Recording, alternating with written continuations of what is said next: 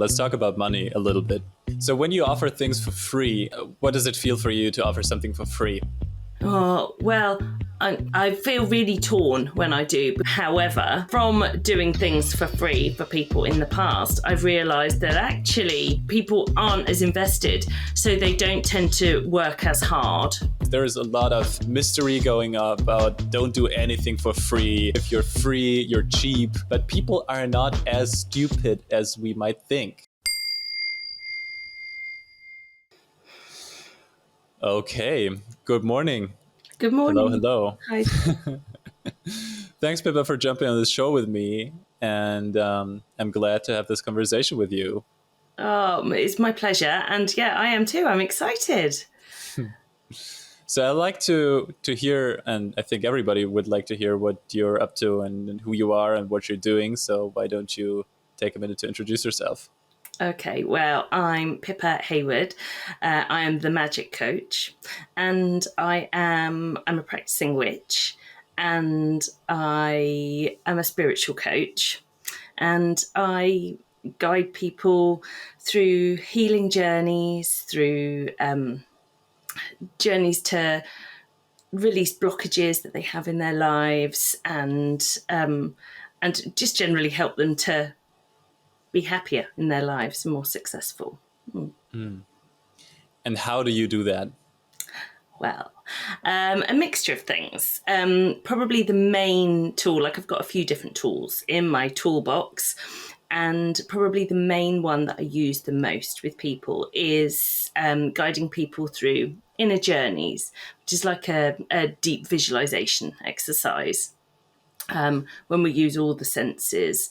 And it's quite similar to a lot of shamanic practices, only there's no herbal medicines involved that are going to make you sick. It's purely all done within yourself, within your own subconscious. Yeah, it's good fun. Mm-hmm. So it sounds to me a bit like meditations, or when you speak about magic, what is that?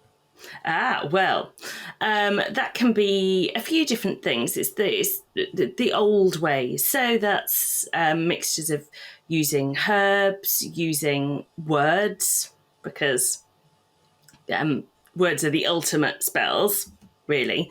Or it could be essential oils. It could be just involving ritual into your life. Rituals are really powerful. We're kind of beginning to see that a lot more in the non-witchy community as well. And how did you get to do this type of work? Well, it's something that I've always done for myself, and kind of over the years, as happens when you do something and it works for you, you want to share that with other people. And so I've always shared it with family, with friends, with random strangers I meet in places, because that's the way life goes, right? And you know, people were seeing great results, and then I was working as a writer, and so I'm on LinkedIn and I'm seeing all of these coaches, and I'm like, actually, yeah, this is something that I want to share with more people, and it's something that I can monetize. I can't, you know, there's no, I think in kind of the spiritual world that I'm in, there is a lot of feelings. It sometimes feels hard to charge for those services. You feel like you should be gifting it out for free. But that's something that I have kind of fought against within myself in a way. It's work that I've had to do for myself to know that it's okay for people to pay for what I do. And how was that fight with that? It was just a kind of few moments of realization, really. You know, I walk the talk. I do work on myself constantly. We're always a work in process. And so I do guided meditations with myself to help release these blockages, to understand the deeper whys about why I might feel that I shouldn't be charging for that. A lot to do with my own money mindset issues and money blockages. So I'm glad that you leaded us here. So let's talk about money a little bit, because that's a big topic for, I think, all of us coaches out there, because we tend to discover the work that we do ourselves. So it works on us and then we share it. And before we go there, I'd like to ask you another question. Okay. So when you said that you would share this practice with everybody else, people, friends, random strangers, what was the reaction that you got? Oh, really positive, really, really positive, and people kind of like, well, it still happens to me now. I have people coming up and, friends of my sisters or friends of my nieces or friends of friends coming up and saying, oh, so-and-so told me that you helped them do this amazing thing. I wonder if you could do that for me. So yeah, really nice reaction. And that makes you feel good, and that makes you want to share it more, doesn't it? It does, from my experience, and it's also scary, and because you're guided into a new space there, and at a certain point, those things demand a lot of energy from you, and you spend a lot of time with it, right? Yes, yeah. So if you do, you need to charge at a certain point, what you just talked about. And so I can see I'd like to hear, because what you just talked about was you had mostly family people who you did this work with. Is that correct? Or initially, because and friends, initially. And how does it feel to charge family and friends?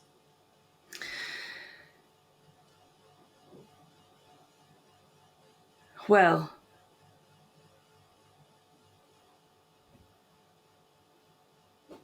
that's an interesting question. Well, it's difficult because within families and friendships, there's so much give and take anyway. There's so much give and take. So it might, in some cases there isn't a monetary exchange. I'm a single mum, so childcare is currency as far as I'm concerned. People being able to look after my dog when I go on holiday, that's currency. There are different ways to exchange, because really money is energy, and as long as there is an energy exchange, then that works. So Pippa, here's the thing that I see, and thank you for bringing that up, by the way. The thing is, when you charge family members and friends, you don't typically charge them with money, because it's always weird. It's a weird, iffy feeling when you enter that space and then suddenly there's money coming in and it has some certain weight of it. And usually you don't want to bring this into your family, or just a lot of people don't want to do that. So the question arises at this point, because I can see that currency in babysitting and in dog sitting, and at a certain point you got to pay rent. Well, yeah, that's when the other clients come in. Exactly. So at a certain point, we need to go from family members beyond that. So we enter a new world of people who we maybe don't know yet or don't know so well yet, that are also not limited in the area of our family or of our friends. It's like it goes beyond that network. And I'm curious if you are open to share on how that went for you, and how did you hit water in that space? Well, yeah, it was really interesting, actually, because it's quite a vulnerable thing to kind of come out and talk about the things that I do. It's you're kind of open to ridicule, or you're open to people thinking that you're crazy, or people just really dismissing, being really dismissive of what you do. And so it's something that I have always felt quite protective about, and always kept it like a separate part of myself.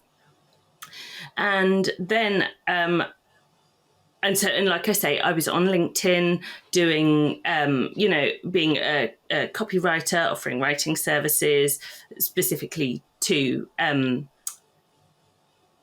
coaches and people in the natural health industries, and coaches who, spiritual coaches, people who do similar work to what I do. And then I spoke to a really incredible coach, and he kind of really got into that, kind of said, look, why are you holding these things so separate? And that was such a massive light bulb moment for me. It was a real, oh yeah, actually, because I don't feel safe sharing that. And that comes, that comes from, there's a lot of people in the spiritual world who feel that way. And it's got a few different names for it. Sometimes people call it like the witch wound. And it's where you feel this fear, which is, it might be based from this lifetime. It might even be based on other lifetimes where there was real fear and persecution about sharing this type of work.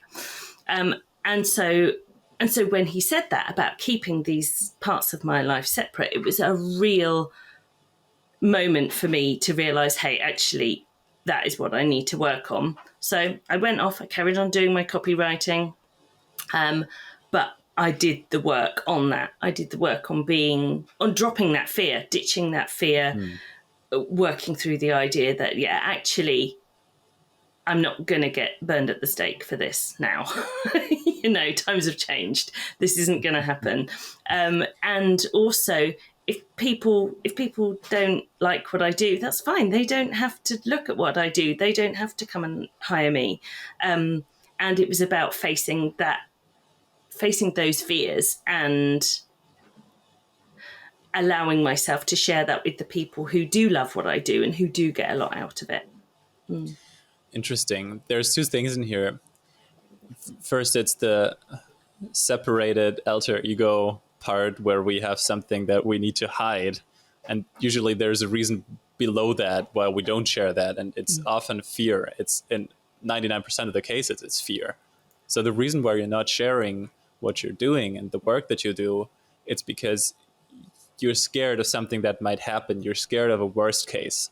So what is the worst thing that is going to happen? I don't know if they're going to burn you, but it can feel like that if you get the feedback from your social environment.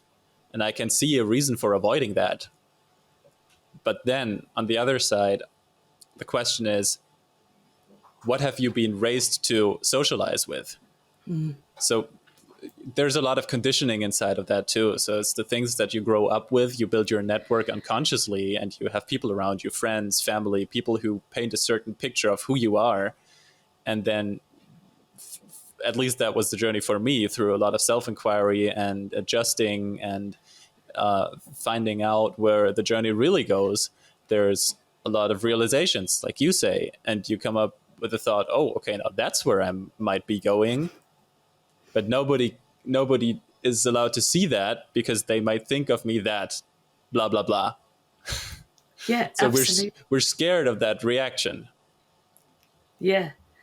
Yeah, absolutely. And as you say, there's so much conditioning, like, because I grew up in a very alternative family, this is kind of, we were very spiritual, we were vegetarians kind of, and this is like early 80s when like being vegetarian, let alone vegan or anything, was like, oh, what? How do you survive? And so much of my life, even from being very small, was the idea was to keep it secret. Don't share what happens. And so that really, like you say, those habits are difficult to break, and it's the it's inner work. That's how you break through. That's how you release those fears. So the outer work is the inner work. It's the things that you see in the outer world from other people, and the judgments that you believe that others are going to have about you. It's the judgments that you have about yourself, but you project it onto other people. So that's where the power lies. And then comes the thought, I need to hide that. So here's the deal. If you hide it, it's pretty difficult to be seen by anyone, right? Which is important if we need to get clients outside of our own family environment. Yeah, And so, exactly.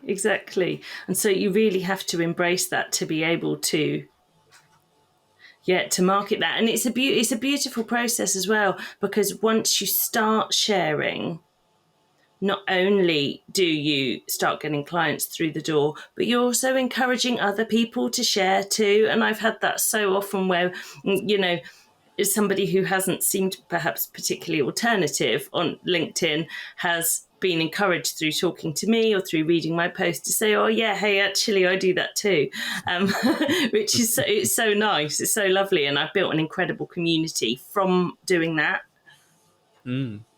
So when you say you build an incredible community, I got curious earlier when you said that the first thing that you would do is to reach out to other people that do the same thing that you would do, because that's not typically, from my experience, what gets you new people that would become your clients eventually. Because what happens is if you reach out to those people and they're doing the same thing as you do, it's a sea of sameness.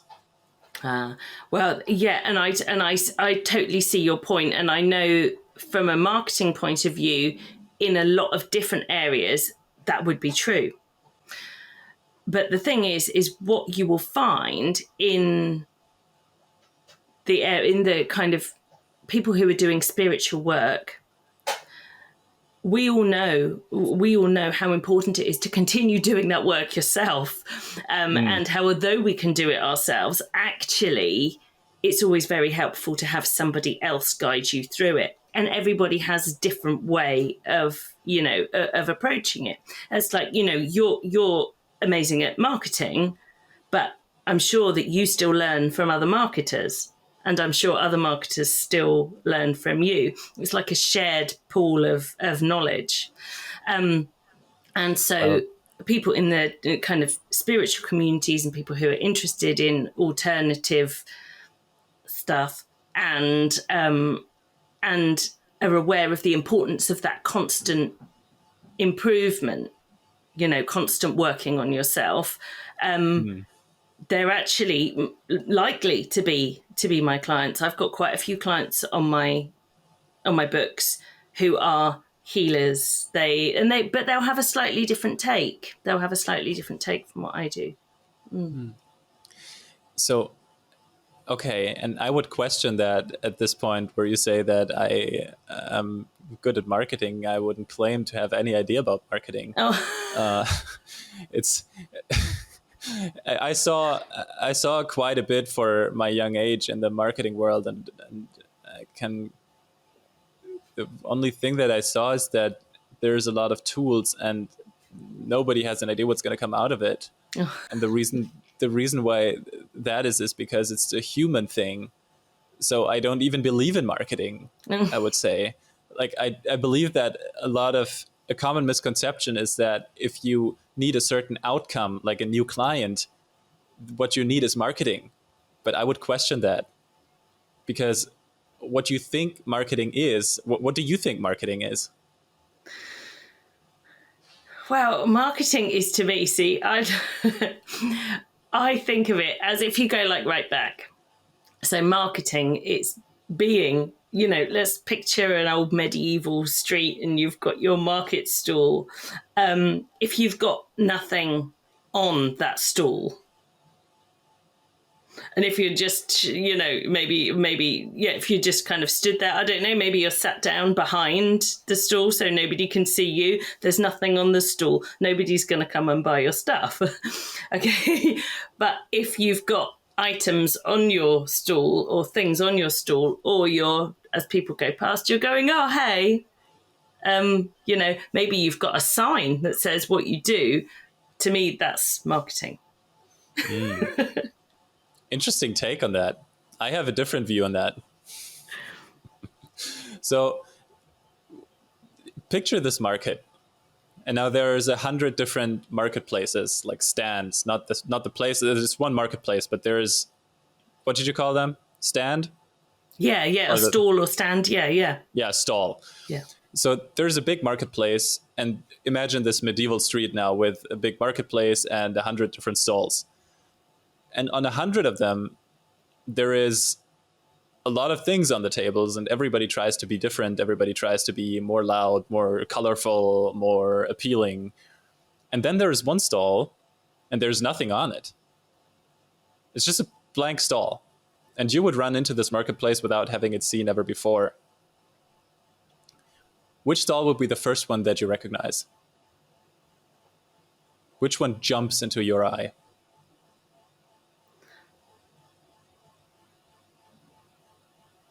Well, it depends on what I was looking for. Wouldn't it? If you were just looking, just Just not browsing, looking for just anything browsing. specific, just So browsing. I've come to the market with no real expectation of what I'm going to buy. Yeah, the one with a bit of mystery might entice me in, actually.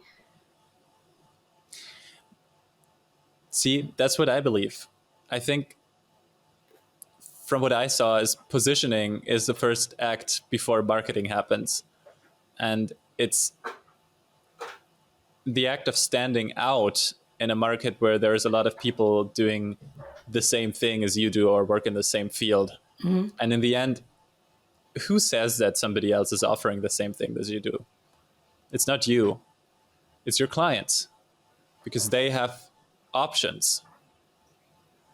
And that's, I'm not saying that there's like a competitive battle happening. Mm-hmm. I think it's a problem for clients too if they have too much choice, if there's too many options. Because it's so difficult to make a good choice, because how do I know that I'm working with the right person? And from what I believe is that there's where attraction comes in. It's that the power lies within really knowing who your target audience is. And that's not something that you calculate with Excel sheets. It's something that a decision you make based on your own experience on who you can impact the most. And to know that, you need to have done some sort of work outside of the internet world first. Because in my world, and I don't know if that's your world, it's just what I'm offering up, is that the internet world is just an extension of the real life world. And it's still the purpose of it is to accelerate some things, automate some things, do some things that make our life a little bit better.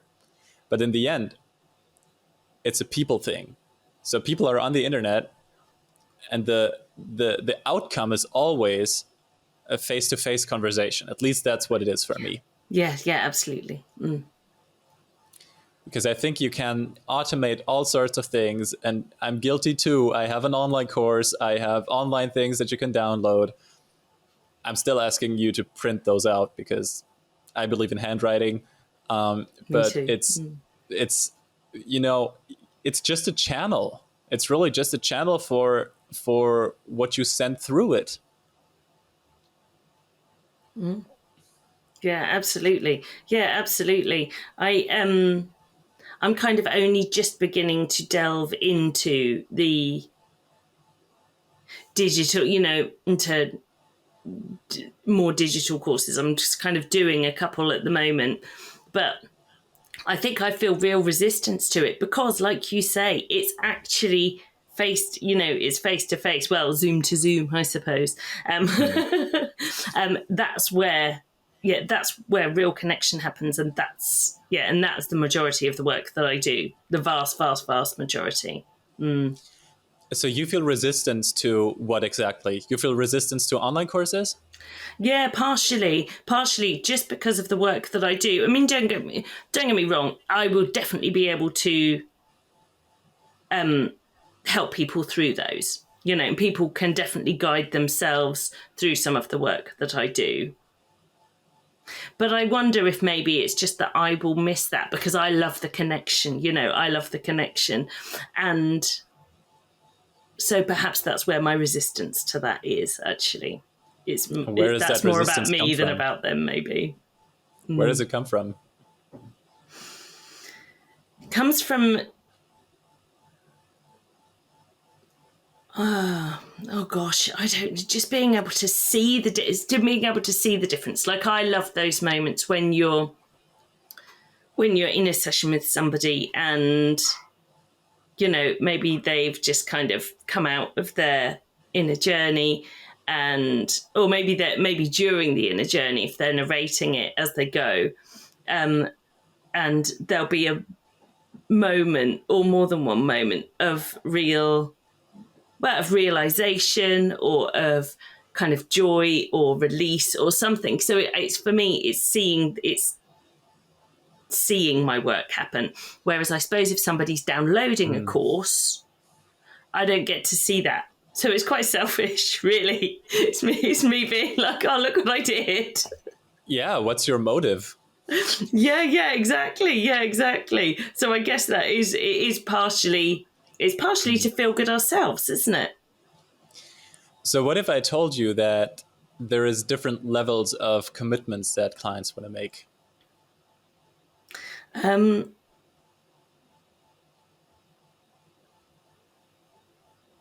Well, yeah, and I totally agree with you. And that is another point, is when you're working one-to-one with somebody, they're totally in that moment, they're immersed, you're guiding them through. Whereas if it's a digital course, they're not necessarily so invested. They're not necessarily gonna complete every exercise, and they're not necessarily going to give it their all as much. So I think that's probably another layer of resistance I'm feeling. Do you want to dive a little bit deeper there? Do you want me to dive a little bit deeper there? Yes, please. Yeah, go on. Yeah. So here's the thing. That's what marketing really means in our coaching world. It's not to attract a client with a purpose to do business and to have revenue in the cashier. If you do it that way, well, good luck. Just notice where the focus goes. And when the focus goes on money, you're out, because that's nothing that you have control over. If you have money or not, that's not your business. And so let's look at marketing in a new way here, because you have an online course and you have a one-on-one coaching program. Let's say you have single sessions that you do with people. So have you ever heard of the value ladder? Oh, no, but I love the sound of that. That sounds like it's right up my street. Come on, what is it? Sounds great, right? Yeah. So here's a stall, right? We got the value ladder. And the value ladder, what it does, it has certain steps. Usually it has about 5 steps that you have. There's around 5 offers that you have to make to your clients. So what would that be for you? What would be 5 things that you offer to your clients? Okay, like coaching programs, free workshops, paid workshops, community. Okay, yeah. So it could be one-to-one single sessions, one-to-one like programs, like 12 weeks or 6 weeks, group sessions, and these digital projects that I am resistant to, but that are coming through.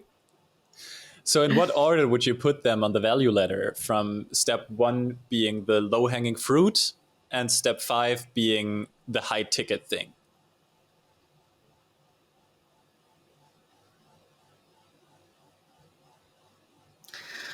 So low-hanging fruit is probably group sessions, because that's a cheaper way of getting a feel for what I do.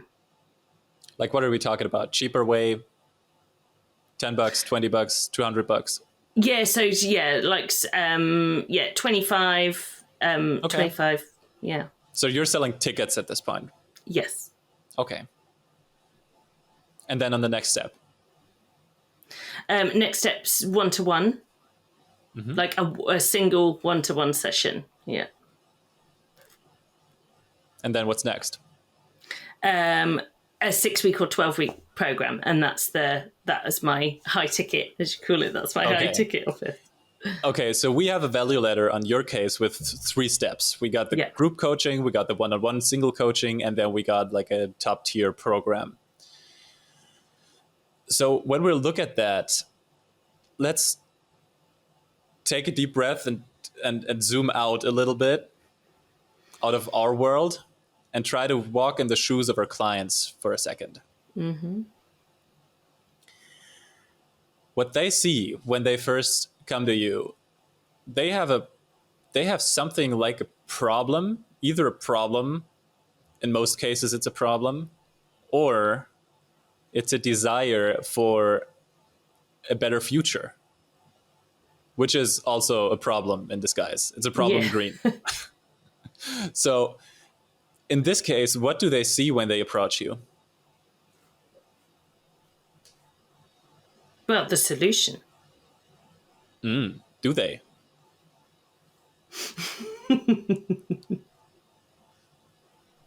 Well, I believe you, but what's the problem state that they're in when they come into the door? Oh gosh, well, it really varies. Let's pick one. Okay. So it could be that somebody. Oh well, let's use the example that I was talking about before. So they have a problem with like showing up, like the Okay. confidence is showing up. Okay, so problem showing up in work. Yeah, exactly. So what maybe. exactly? Yeah, exactly. So maybe they could be a coach themselves, a budding coach who is currently not really putting themselves, they're not getting the clients because they're not really putting themselves out there. Okay. Something like that. So your clients come into the door, they have difficulties, putting themselves out into the public to show what they're up to, show what they have to offer, show their value. And so then you help them to find a way around that. So at this point, the client does not have any clue of what that solution might look like. And you can do the best job explaining your program. When the client is in problem state, they're not even open to that. They just want to know, is this going to help me? Or is that even the right thing for me to buy into? So here's the thing about buy-in. The reason why people buy in is because they feel understood. And that usually happens with very small micro commitments. So I know very much, I'm very much aware of what my problem looks like for me. No matter if it's accurate, I have the pain points. It's like, okay, now that's the thing. I want to get rid of it. Yeah. It doesn't always look that confident and that clear, but that's the underlying behavior. So now if the problem is really, really, really big, I might be ready to buy into a big program. But if it's something that is waiting for me, maybe somewhere there in the future, and I can't really grasp it, I don't really know the consequences, I don't know what's at risk for me, I don't know if there's any risk for me, I would just like to know a little bit more. Because usually when we do this more heart-centered work, it's not something that we can really put a label on, right? If we can't really say that's a kilogram of bananas and it's worth 50 euros. It's more something that needs to be explored. And this exploration, it takes a lot of time. It's a time commitment, it's a money commitment, and it really requires you to be open to that. So it's an act of opening up. And that's the entire point of doing marketing and coaching. So we offer up help to a specific degree for a less pressuring, a less, not such a big commitment. It's more like you do with your group coachings. It's an easy access. It's an easy entry. So you'll go in there. I can take a look at that first. I can, paint my own picture of it first. Yeah, absolutely. So essentially, your workshops also are marketing for your bigger program. Oh yeah, totally. Yeah. Yeah. Do you have clients from your workshops that later become clients for the program? Yeah, almost always. Yeah. Can you see that being marketing? Yeah, it totally is. It totally is. Yeah. And yeah, and the kind of, that's why I have them at such a low cost, because I find that you need to get the balance between people showing up. Thing is, if it's free, people have an excuse not to go. Do you know what I Yep. mean? They'll sign up and then be like, oh, but no, I'll do something because it's free, so it doesn't matter. So that's why I tend to do them at just a low cost, because that way, when people get the buy-in, they then won't make the excuse to not show up. You know, they'll put something else first, because we all do that. We all put other things before ourselves, don't we? We're all guilty of that, I think. So yeah, and that's why I do that. But it's absolutely one of the reasons why I do it is advertising, marketing. So when you offer things for free, there is a certain feeling attached to it. What does it feel for you to offer something for free? Oh, well,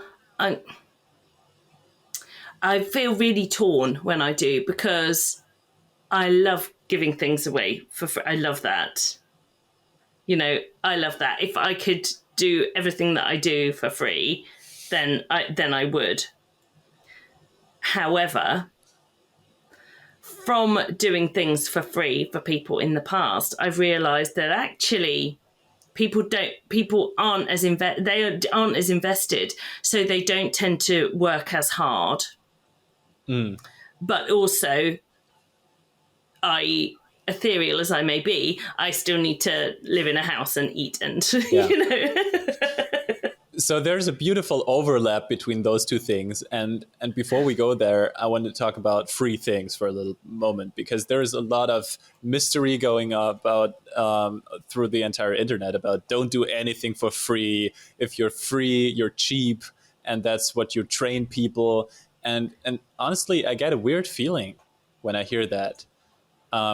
Because yeah, I get it. You train people with everything that you do. You teach certain things about yourself, and there needs to be some sort of consistency in it. But people are not as stupid as we might think. That's the reason why that's the reason why, one of the reasons why I didn't study marketing, why I didn't go to university, because what people tell you is you gotta think of your customers as the most stupid and unconscious people. I get it that it helps you to explain it better, but that's not the way that I want to treat my clients. No, exactly. Surely that depends on what you're selling. It does, yeah.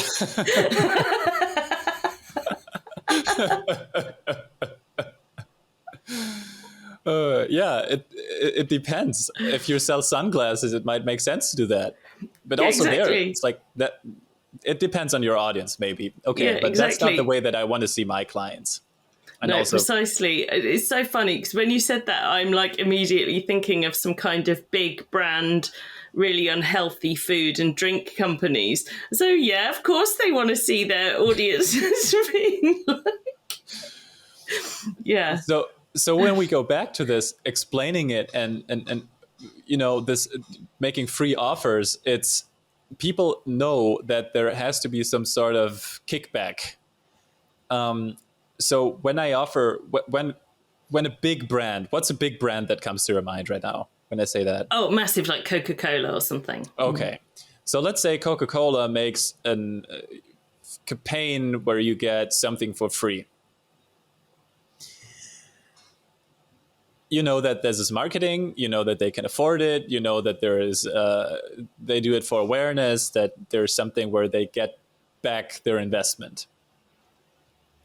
Yeah. And the same goes for you. You need to go back to your investment at a certain point. The thing is just that client who might see your free offer now, if you market yourself like you're a big corporate company or a big brand that has, you know, myriads of years in business, they expect that to be later. They expect that you can afford a big marketing campaign like that. And those things are expensive. Those things, they spend millions of dollars just for people to see their stuff because they have the time. They have the runaway for that. They need to spend the money because there's too much revenue coming in. So they need to spend it somewhere else. So they spend it on marketing, they spend it on awareness, they spend it on a big truck standing in front of every store with a Santa on it, so you know that Coca-Cola is Coca-Cola.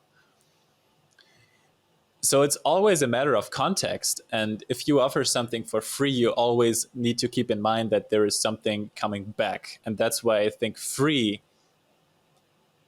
I'd like to challenge everybody who sees the word free more than that it doesn't cost any money at this point. But there needs some sort of balance. It needs some sort of balance in it. And that might be commitment.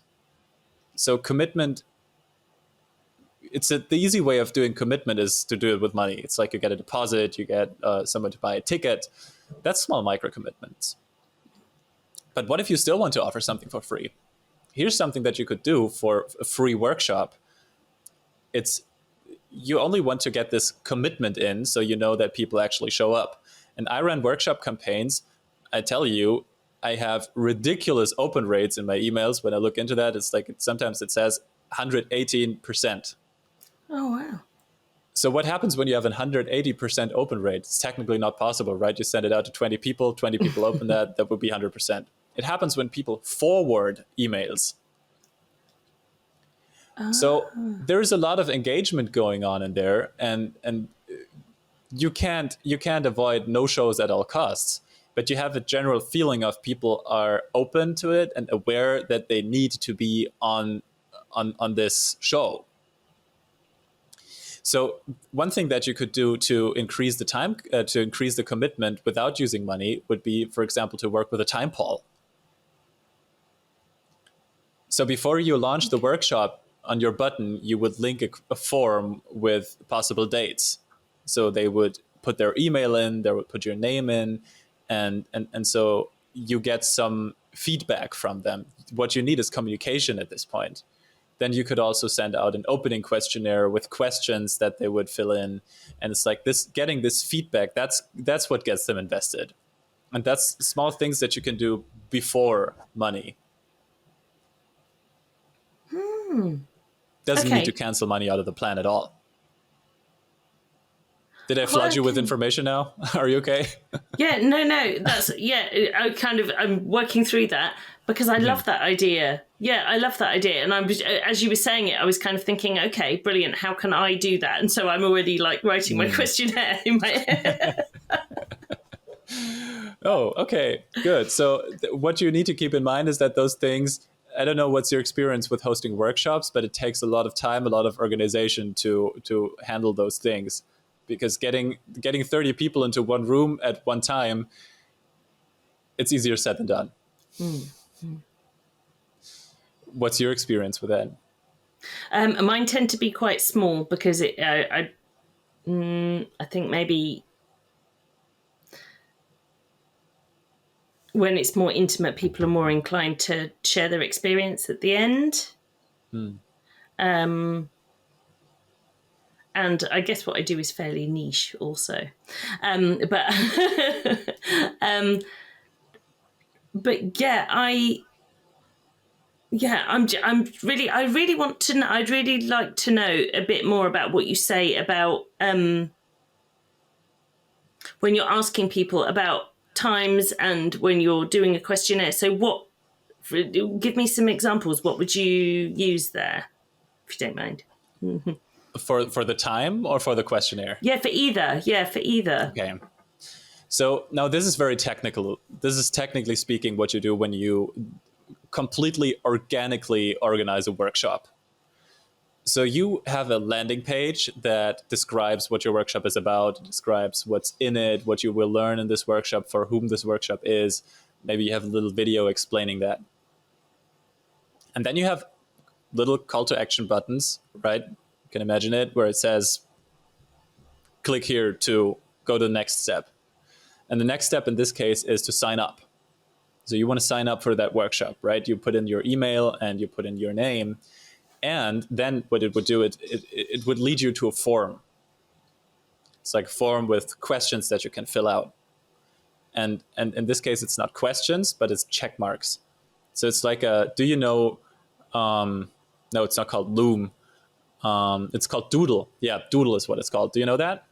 No, no. It's an app where you do. It's a poll. It's a time poll. It's like you send that out to a few friends when you want to meet up with them on the weekend and you want to find the perfect spot and time where Oh, everybody has okay. Oh, time. nice. Oh, okay. So your goal would be to align everybody's time. Because one problem that can arise when you do a live workshop on the internet is that you get a feeling that nobody's going to sign up for it. The problem could be that your workshop is great and everybody loves it, just nobody has time. And how do you know, right? If you don't take quadrillions of bucks to spend it on marketing, so you can filter those people out. You need those people when you do it organically. So you would ask for the time then, and it all would feed into a sheet where the data is located, and then there is the one day and the other day and the other day, and so you get a diagram for that. And it's like when there is a huge overlap, and usually it comes down to one day, one time, where most people have time, like 70-80% of the people. And then from there, you would have their email, you would have their name, and you would also have a reason to email them without being spammy. Because you can say, okay, dear one, thank you for signing up. Today is the day. Save the date. That's the day that we came out with. That's where everybody has time. And it's a genuine way to connect with people because we're not forcing down messages to people's throat. It's like we have an agenda. It's like you sign up for this, you're part of the journey. It's a little exciting, right? It's just a question mark that got answered. So and then for the questionnaire, like those people who signed up, now you got them in your pool, like you know, it's like this waiting list, and you are awaiting the workshop and doing all the pre-work, and then you would send out a questionnaire to them for them to prepare. And so this is really just about figuring out where they are right now, and it helps you and it helps them. It helps them because they get one step closer to it, and because it just helps them get clarity. It helps them to see the value, and it helps you because you can assess better who is going to be in your workshop and with what basic situations they join. It's like, where are those people even coming from? That's the illusion that most people have when they first run their own workshops, is they put something up in the internet, then they run a few ads, they have some people coming in, but they don't really know who's in there. It's like they just then host a Zoom call and talk about some things, have a presentation. It's just a monologue. And then, it's done. And then there's a sales pitch coming up. and it can't work this way. I just don't like it that way. What I like better is to have a composite of people in the room who are on their journey, and each journey is individual, and each journey is beautiful and has their challenges and their pain and gain.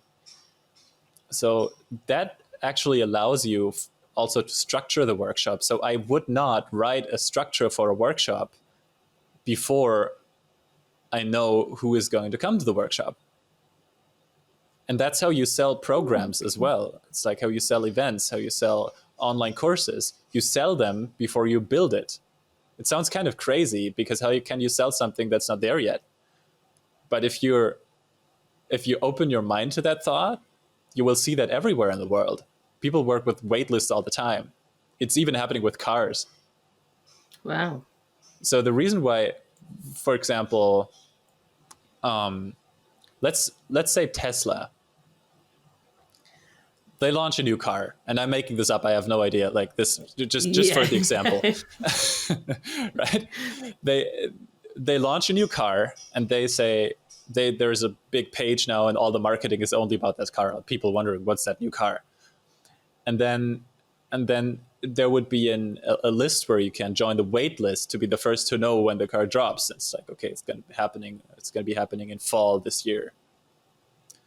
So now the car doesn't even have to be done or finished yet.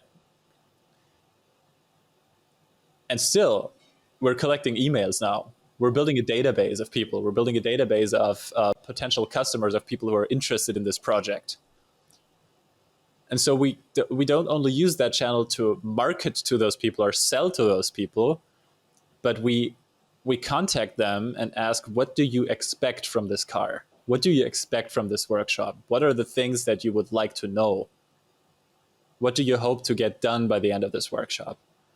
And that's not only, that's what you get back. You can host a workshop like that for free. Mm-hmm.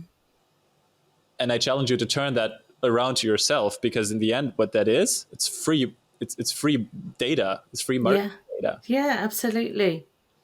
Not in the way of seeing people as an Excel sheet, but just to be empathetic with them and to center yourself into that stream where you're really helpful. Mm. Yeah, I absolutely love that idea. Yeah, I really do. Yeah, you've got my brain's ticking over. I'm ready to write some notes on this as soon as we finish. Well, let me know about those thoughts, and I'm curious, always curious. As I said, I have no idea about marketing. I'm still exploring. And I think everybody should do. But no, yeah, that is a really great. Yeah, that's a really great idea. I love that idea, and I haven't heard of Doodle. I'm sure there must be other apps that do the same thing. Well, use Google Forms, use Typeform. Okay. Anything like that works. Yeah, I don't know. Doodle might be a German thing as well. I don't know. Okay. Okay. Yeah, that might be why I've never heard of it, or I just might have never heard of it. Well, you don't need to know everything, right?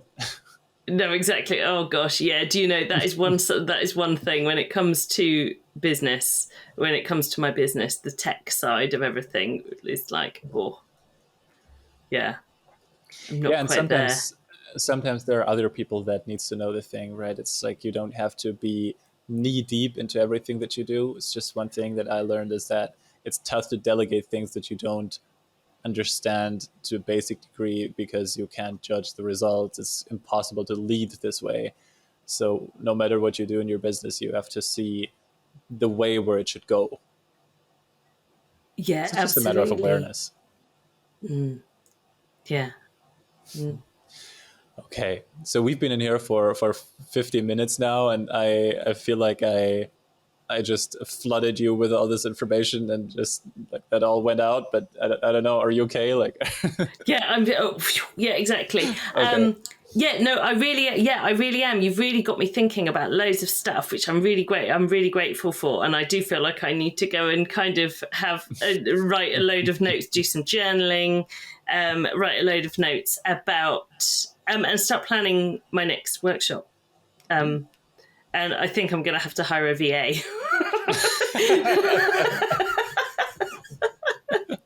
Not the worst thing to do. No, exactly. It's like you say, do the stuff you can do, outsource the stuff you can't. I don't try and fix my car when it's broken. So, Some people do that. Yeah. Well, I did change a tyre. I changed a tyre the other day. I was quite proud of doing that. Yeah. Wow. I didn't change my tires yet. Good reminder there. Okay, so Pippa, thank you for being on the show here and this beautiful conversation. Is there anything else that's on your mind right now? Anything that you'd like to talk about? Oh, thank you so much. No, do you know, there isn't room right now for me to think about anything else, because I'm too busy, planning, thinking about what I'm going to do for my next workshop. And do you know, you've really highlighted something actually that I've kind of been quite reluctant to do, but that I think is really important, is that, don't tell anyone, but I don't have an email list. Yeah, exactly. It's never something that I've done. So from what you've said today, that's really made me think, actually, yeah, that's something that I need to... Makes me curious, for what do you need an email list? Why do you believe you need an email list? Well, it's something that, it's, oh my gosh, people talk about this all the time, don't they? And I've always just thought, yeah, I don't need anything like that. But when you were saying about having a pool of people that you can email without being spammy, I'm like, yeah, actually, I could do with the pool. Couldn't we all? It's a beautiful day. And an email list could look as simple as that. Yeah, That could exactly. be Yeah, your email list. exactly. Yeah. Yeah, It's a way exactly. of It's just processing something data. that I never think to do. I never think. I guess I probably do have. I do have people's emails, but I kind of. I don't know. They're kind of like treasure, aren't they? Do you know what I mean? I think it's they're it's you know the inbox is sacred, right? It Because is. it's so annoying when people abuse that, and so yes, so it's I so I guess I've been reluctant to kind of use emails that I have or anything to, you Yeah, know. so I know that we just have a few more minutes in this, but do you want to know my take on emails? Oh, yes, please. So I would not recommend to anybody to write a newsletter, Oh, especially not okay. in coaching or in our, especially not at the beginning, because it's just going to end up be very frustrating. This traditional sense of writing a newsletter, having a specific date and time in your month where you would send out something for the sake of sending out something to get the numbers in. Try it for yourself. And where I've been and what I've seen is that it's going to be a lot of frustration because people won't open it. You will put a lot of work in it. And, you know, the best thing that can happen is that somebody unsubscribes. So that makes sense if you have a huge, large email list. But if you're starting with like 100, 200, 500 people, I like to see email as a one-on-one thing and email campaigns as another thing. So a campaign would be, the goal of a campaign, for example, could be to get people all the information for your next workshop. So it's like you would send out the preparation materials, you would send out opening questionnaires, you would send out the Zoom links, the reminder emails. You send out 3 reminders so people actually don't miss getting it on their calendar. But then there is a purpose for that. So only do email marketing if there's a reason for doing it, and you will know when the right time is. Yeah, okay. I like that, and that takes the pressure off a little. Yeah. So when you feel the overwhelm of keeping track of people's data, of people, you're keeping the people together and keeping everything in mind, then it's time to start with a mail provider, something like Bravo or Yeah, Mailchimp okay. or ActiveCampaign. And that makes sense. And then it's also not, you have one clear goal. You don't jump into that new space and you're like, oh, what is a campaign? What is a segment? What is a list? So you know what you need. You need to set up a couple of emails, a sequence, and then have your list. And there's a starting point, and there's a point when it's done. So Yeah, when you okay. feel Yeah. that, then it's time. And you Yeah. can do that for free, by the way. Yes, of course. Yeah, yeah. Yeah, okay. Yeah, I really like that. Okay, that's more. You flooded me with more. I said I was full, and then you gave me more. Well, sometimes I tend to do that. I hope it's helpful.